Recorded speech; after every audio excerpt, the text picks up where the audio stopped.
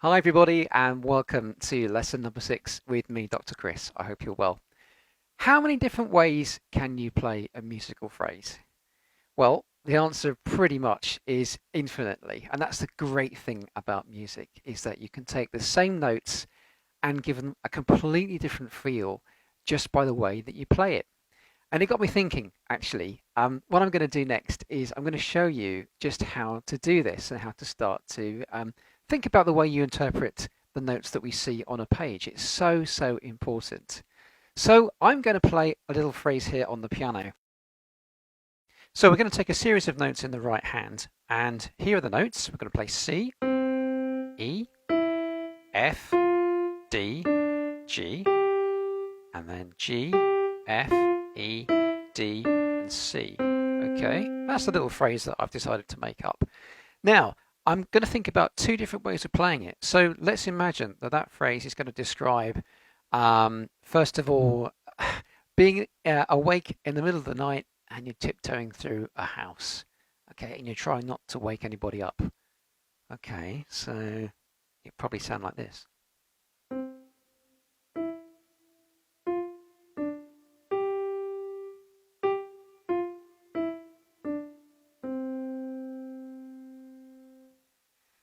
Okay, so quite quiet. And do you notice there that some of those notes I played staccato? I'm trying to tiptoe my way through. Okay, so thinking about, what you do in the middle of the night, tiptoe through the house, don't wake anyone up, shh, as quiet as possible. Okay, now here's the second example. Now with this one, I'm going to imagine that I've just woken up, it's a summer's day, it's a Saturday morning, I've got nothing else to do, nobody wants anything from me. I'm just going to sit back and relax and play this phrase like this.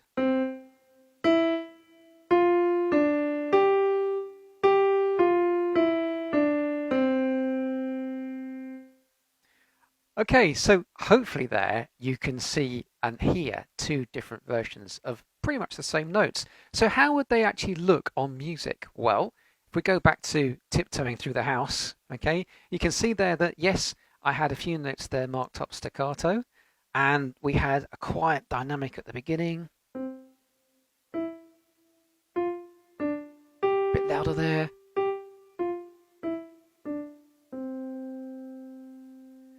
Still a bit cheery, I guess, for the middle of the night, but there you go. That's the notes that were written. But that's the first interpretation. The second one looks a little bit like this. Okay, what do you notice? Well, the staccato notes have gone. That's fairly similar to what I played there. I think there the articulation was a bit different. If I play what I wrote down initially here, it's of course mezzo forte, so fairly loud.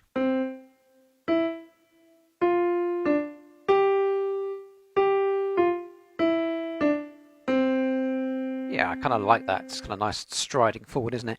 Did you see in bars 2 and 3, I had some articulation markings there, and that, of course, affected the way I play. Have a listen to this again, and watch out for those slurs, those phrase marks. Okay, here we go. 1, 2, ready, and.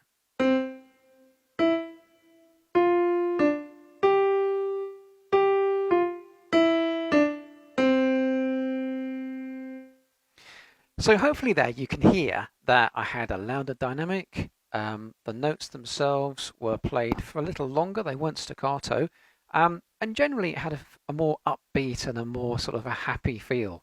And that all kind of stems from my initial thought of, what picture am I trying to paint with my music? What vision have I got in my mind? Okay. Now for some pieces you won't have that, but it does help when you're interpreting a piece of music to have an idea about the sort of maybe a picture or emotion or feeling that you want to try and communicate through the music.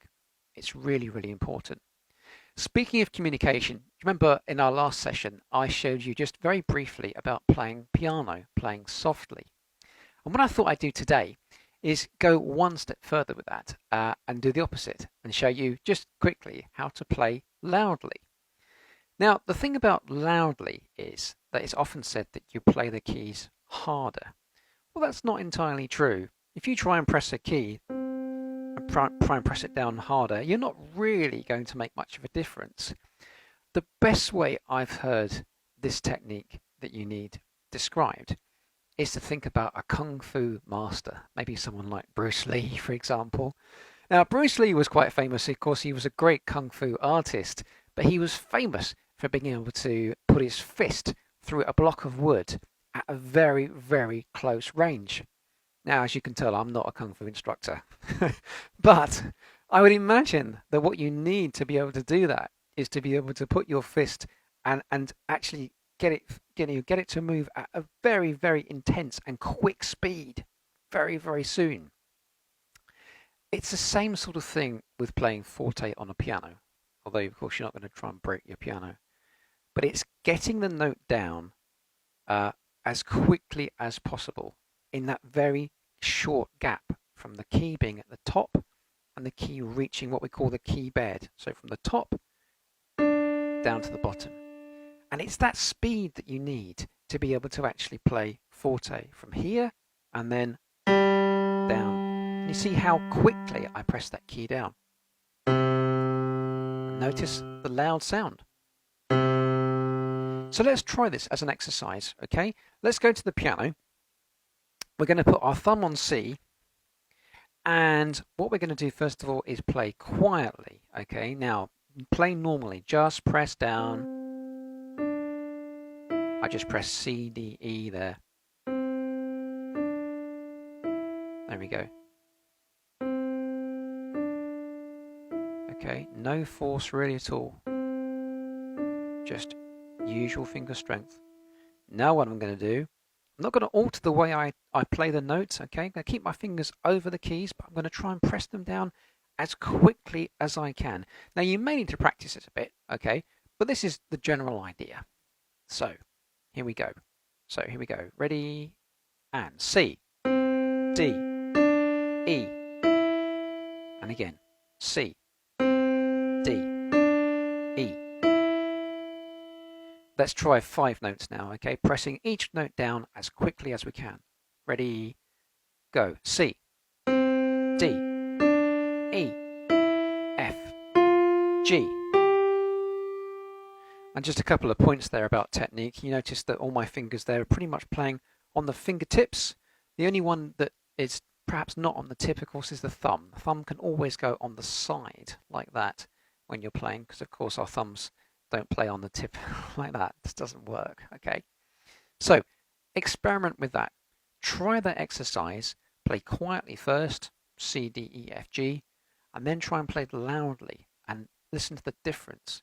And of course, that's only going to work if your keyboard or your piano is touch sensitive. If it's an electric piano, chances are it is. If it's a keyboard with a smaller number of keys, some are and some aren't. And if yours isn't touch sensitive, perhaps you might like to think about an upgrade because it's really, really important and it can enhance your playing to a very big degree. So that's playing loudly. Let's move on to our first piece today, which is Parson's Farewell. We're doing really well with this so far. What I thought I'd do for you is to play pretty much where we've got to with hands together. I'm going to be using my ABRSM Grade 1 book. If you haven't got one of these books so far, you'll find a link in the description, or of course you can download the music. So here's Parson's Farewell from bars 1 to 8 with both hands together. The music says to play lively, so let's try and make it lively. 1, 2, 3, 4.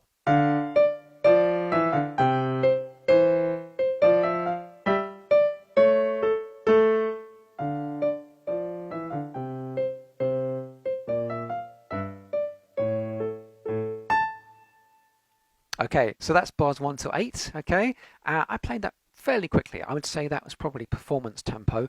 If you're not at that tempo yet, don't worry. The important thing is that you try and do whatever you do in a controlled way. And if you've chosen a slower tempo, a slower speed than me, that's absolutely fine. So last week, I set you a small task to do, which was to look at the next part of the music with just the left hand. And here it is on screen. So this is going from bar 9, and we went through this together. So I'm going to recap from bar 9, 10, 11, 12. So bar 9 to 12, this is what it should sound like. try and play along with me if you've had a chance to practice this. I'll play it slower. Okay? Alright, so we need a fifth finger on F and a thumb on C. And remember last week we talked about tiger paws? We've got some tenuto markings there, okay? And they will mean that I'm going to try and use the full weight of my arm when I play those, okay? Okay, maybe I'll play it twice. First time you listen, second time play along with me, okay? From bar 9, here we go. 1, 2, 3, 4.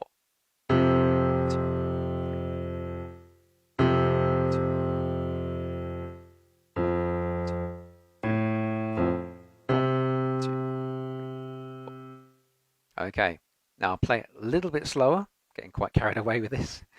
A little slower, and please join in, okay? From bar 9. 1, 2, ready, play.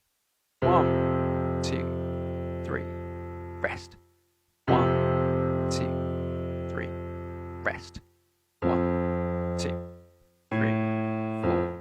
1, 2, 3, 4. Okay. Well, if you've managed that so far, congratulations, that's really, really good. If it's still work in progress, that's absolutely fine too. Just keep working at your own pace. Now today what I wanted to do was to add to that section of music by showing you the right hand. So first of all, have a look at it on screen. And what I'd like you to do, please, is to clap the rhythm. So this is just the right hand. Have a look through that. I'm going to ask you to clap all those bars, 9, 10, 11 and 12. Okay? Okay, we'll do it twice. Once with me, and you can follow the music, and then we'll all do it together. Okay? Here we go. Clapping the rhythm from bar 9. 1, 2, 3, 4. 1, 2, 3, 4. 1, 2, 3, 4. 1 and 2, 3 and 4. 1, 2, 3, 4. Okay? Okay, over to you. All right, with me. Again, slightly slower. Okay, from bar 9. Here we go. 1, 2, 3, 4. 1, 2, 3, 4. 1, 2, 3, 4. 1 and 2, 3 and 4. 1, 2, 3, 4. Okay. All right, so that's the rhythm. Okay, and I guess the most challenging part about that is probably bar number 11. Where we have the quavers. As long as you can master 1 and 2, 3 and 4, should be okay. In terms of finding the notes on the piano, well, there's not a huge amount of work to be done on that. The most important thing is to make sure that your third finger is on F, on this F here. Okay? Now you can see bar 9 and bar 10 are the same thing. We start off again with a tenuto marking, which means we've got to make sure that our hand drops onto that note with a horizontal line, like this. 1, 2, 3, 4. 1, 2, 3, 4. And we also had staccato notes there on the A as well. Did you see those? Okay, so I'm going to play you bar 9 and bar 10 one more time. And I'm going to keep going. I'm going to play bar 11 and 12. From the beginning then, here we go. 1, 2, 3, 4. 1, 2, 3, 4. 1, 2, 3, 4. 1,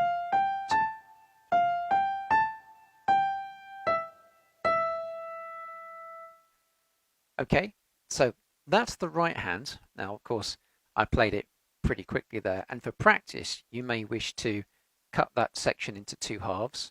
You definitely probably want to slow it down, and also pay real careful attention to the articulation. Those phrase marks, as you've heard, make a very, very big difference indeed. So that's the right hand of Parson's Farewell. And what I'd like you to do for me this session is to have a go at the right hand, practice it a few times, practice the left hand separately, and see if you can gradually perhaps put it together. But the most important thing is to get that right hand separately first. Okay, I want to do one more thing with you this week on this piece. Okay, so that's bar 9 to bar 12. whilst we're in the right hand, okay, I want you to have a look at the next part, okay? This is the final part of the music. We're nearly at the end, well, at least with the right hand. Now, the reason I've shown you this is because if you have a look at it, there's quite a bit there. I only want you to have a look at 13, 14, 15, and 16. Now, if you look at bar 16, you'll see there's a square bracket there and a couple of things we haven't done yet.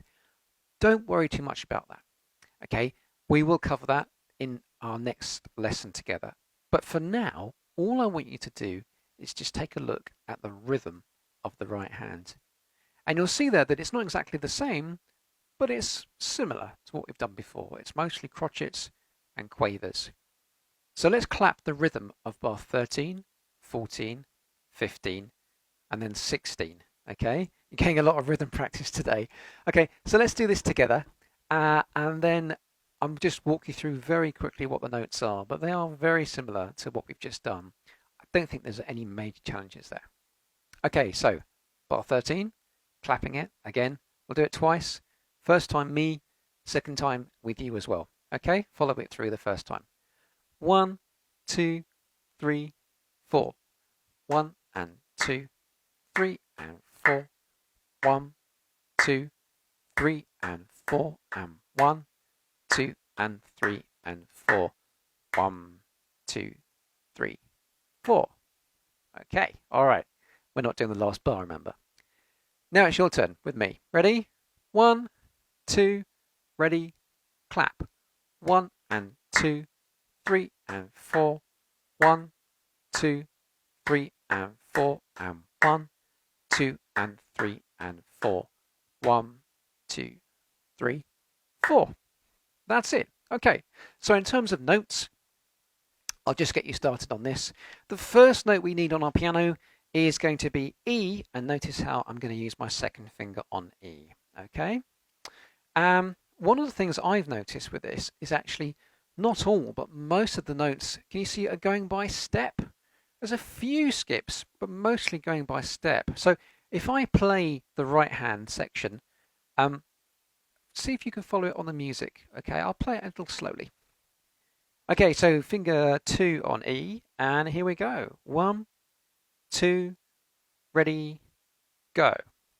1, 2, 3, and 4. 1, 2, 3, and 4.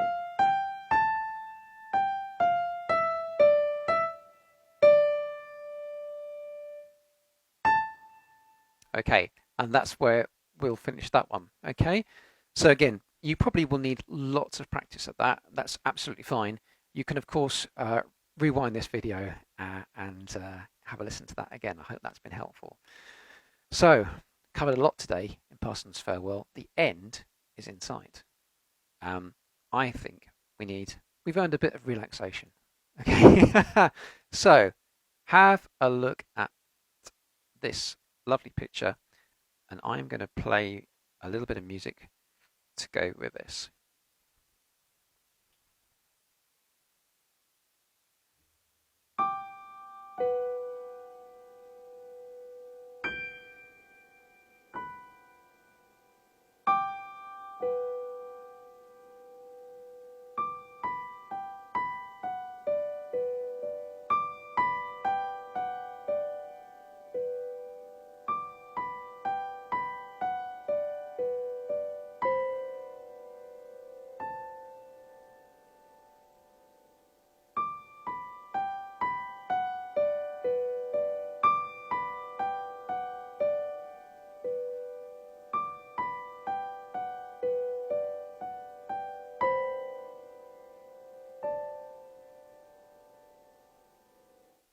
Okay, it's lovely, isn't it? Of course, we know that one by now. It's Sunlight Through the Trees. And what I did there was I played bars 1 to 4, and that was the part that we've been doing hands together, plus a little bit more as well. Now, you may have thought, well, this sounds very familiar. Although we haven't looked at it together, it's very, very similar. And then it is. And if you've got the downloaded copy of the music from the ABRSM website, if you have a look at it, you'll see that we finished together, I think it was in bar 7 in our last lesson. I played 8, 9, 10, and 11. And they are, as you've just heard, very, very similar. In fact, they're so similar, I don't think we really need to go through it. There's nothing in particular that's different very much about that next section. There's a few different notes, but you should be able to work those out. What I do want to dive into, though, is the next part. Okay, I'll play it for you first, and then I'm going to explain just a couple of things that we need to know to be able to play the next part. So I'm going to be playing from bar number 12. If you want to find it on your music, you'll find it as the last bar on the third line, bar number 12. And it does this.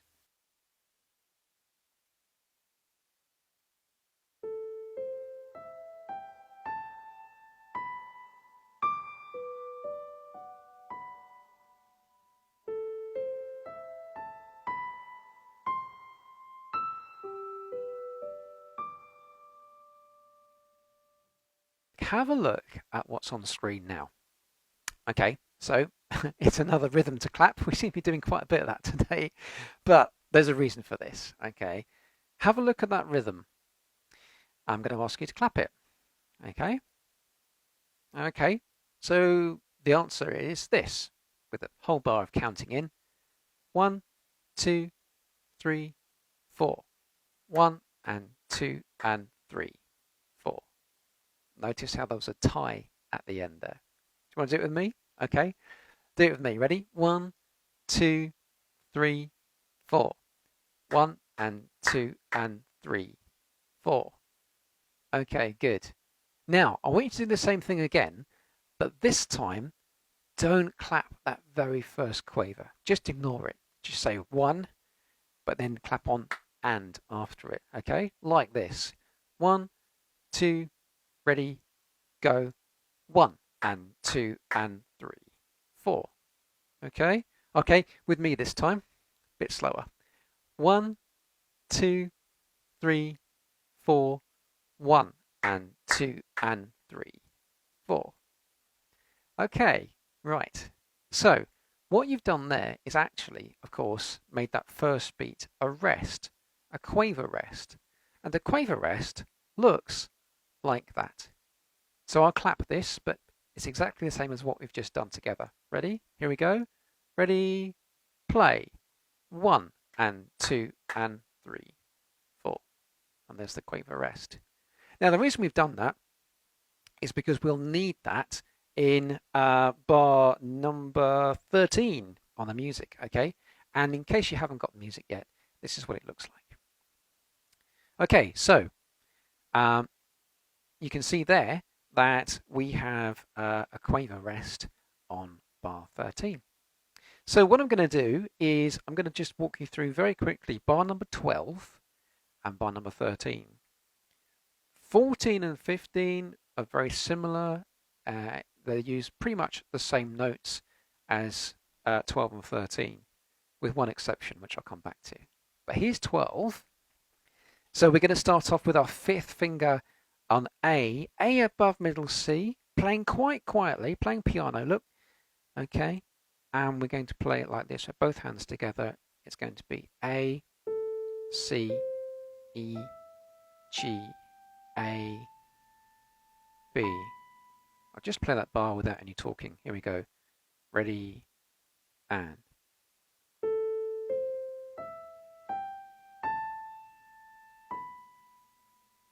Notice how I began with my thumb on G. One more time.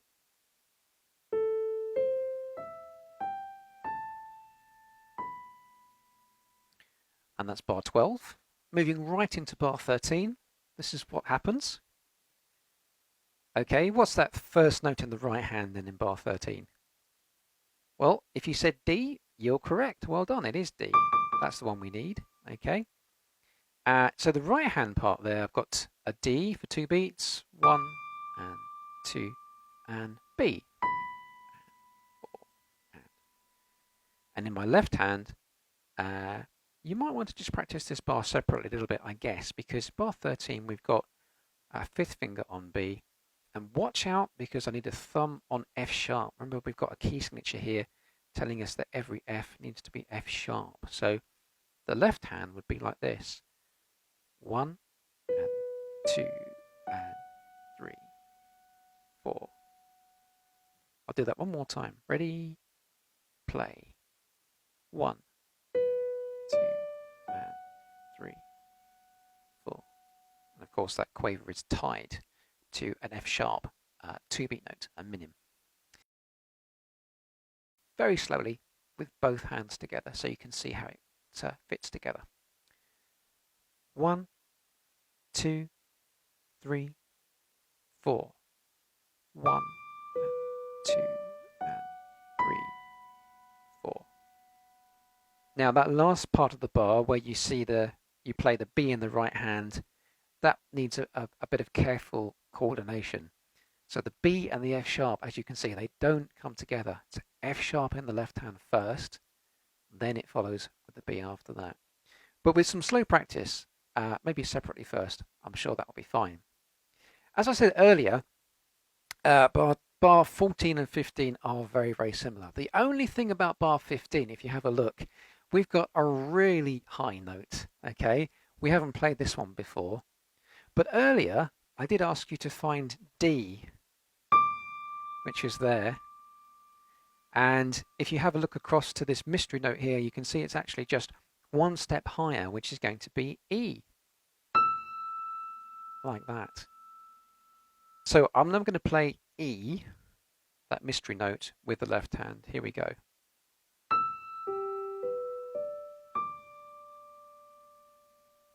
Like that. Okay, so as a bit of a recap, I'm going to play from bar 12 to 15, just so as you can hear what you should be aiming for.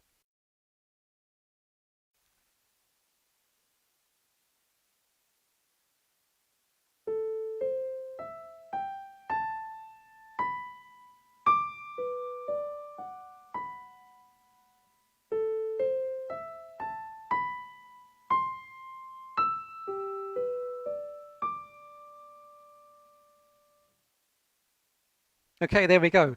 We are very close to finishing this piece, so well done. Take it slowly, maybe practice only 2 or 3 bars at a time, and I promise you'll get there. You'll get there. Okay, so for our last piece today, we're going to obviously check in with Salley Gardens and something that we have nearly finished. So what I'm going to do for you first of all is play as far as we've got. So from the beginning, here we go. 1, 2, 3.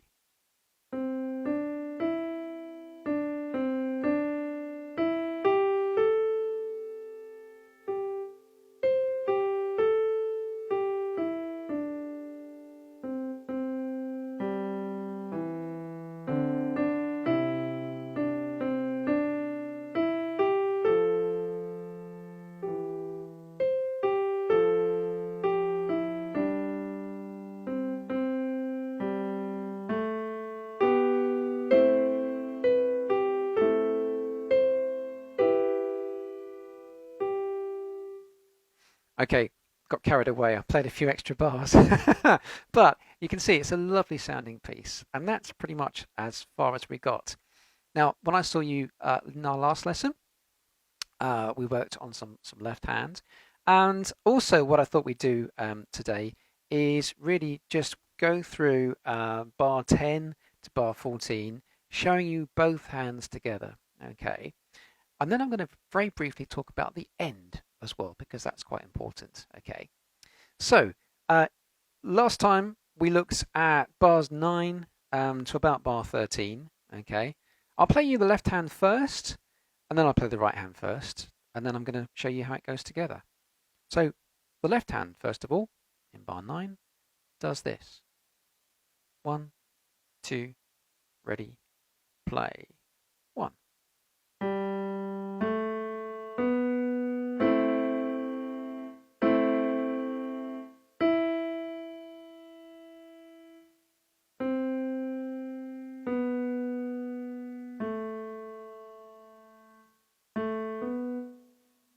And now the right hand, again from bar number 9. I'm going to miss out the dotted minim first of all. We're going to start on G. 1, 2, 3.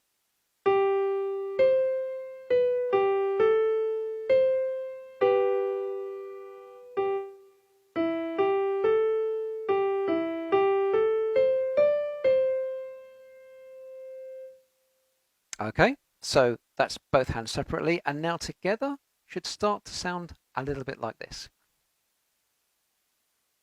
From bar 9, 1.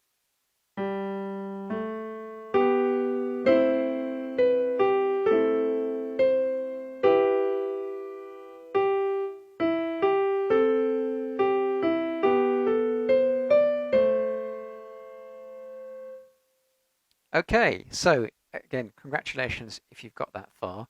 But if you're still working on it, just keep it slow, keep it steady, and you'll get there. Now, what I wanted to do is just very briefly also show you what happens to the right hand. Okay, so for the rest of the piece, I'm just going to be playing my right hand, and I'm going to play one final time from bar 9. Okay, I will then tell you when the new section is coming up. Just listen and see if it sounds familiar. So this is from bar 9, just the right hand. Have a listen to this lovely, lovely melody. 1, 2, 3.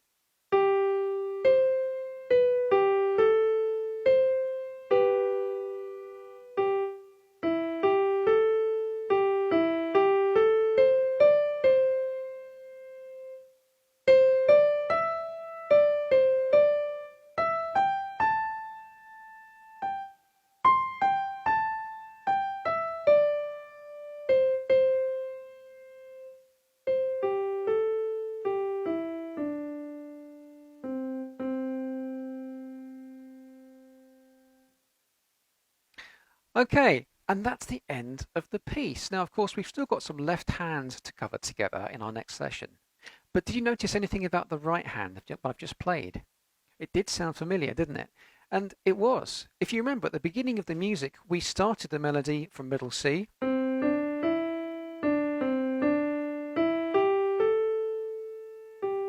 And the final phrases of the music actually started from C, but an octave higher.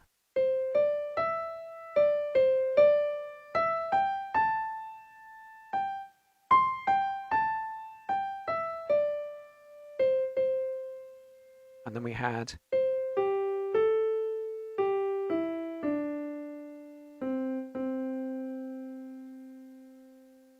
so a final little recap of the last part of that phrase there, a lovely way to end the piece. So, in other words, you've already really covered the right hand of that last section. So, if you just think about the fact that we're playing the last part of the music in the right hand, using notes and phrases we've already really learnt, but just an octave higher, that'll give you a fairly big help actually when you come to have a look at it, which is what I'd like you to do. So, with this piece this week, I'd like you to continue from round about bar 13. See if you can actually work on the right hand to the end of the piece. And as we've said before, things are getting really exciting now. We've nearly finished our 3 pieces together. And along this journey, of course, we've been very privileged and very lucky to be supported by the ABRSM. I would like to invite Russell to be back with us for a few minutes. Russell is going to talk to us a bit more about taking these pieces and presenting them for a performance exam with the ABRSM. They are really, really exciting, and I've already had a few students of mine who have done these and have had some great feedback. Russell is going to talk to us a bit more about how to choose the pieces and how to plan for entering for the exam. Hello everyone, it's lovely to be with you again. My name is Russell Hepplewhite. I want to pick up again on performance grade exams today, and I want to talk specifically about how you might go about choosing the different pieces for the exam. First thing to say is we want you to choose music that you enjoy. For performance grade, you play 4 different pieces. 3 have to be from our syllabus, and the 4th one is your own choice. Our syllabus is divided into 3 different lists. You have to pick 1 piece from each of the lists. There are 10 pieces in each list, so that gives you a very wide choice of music to choose from. Each list is defined by musical characteristics, which we hope encourages you to play a real mix and balance of pieces and develop a range of skills in the process. Within the list, you'll find music dating from as far back as the Renaissance period, all the way through to music of the present day. List A pieces are generally faster moving and require technical agility. List B pieces are more lyrical, reflective perhaps, and they invite expressive playing. And List C pieces are from a much wider variety of musical traditions and styles. Now, there's nothing, incidentally, to stop you learning many more of the pieces from our syllabus than just 3, but for the purposes of the performance grade, you just have to pick 1 from each list. So onto your own choice piece. How are you going to choose that? Well, it could be another syllabus piece from any of the lists, A, B, or C, or it could be a totally different piece entirely. If it isn't from our syllabus, then it needs to be of a similar standard in terms of difficulty to the other pieces that you play. It should exist in some form of published edition, either in print or downloadable format.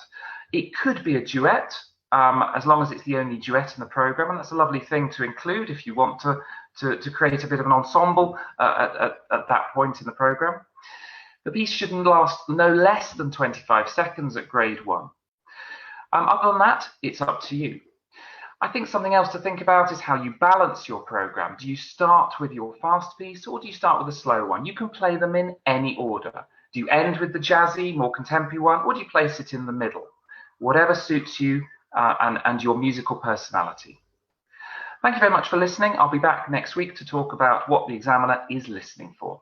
In the meantime, enjoy your wonderful music making.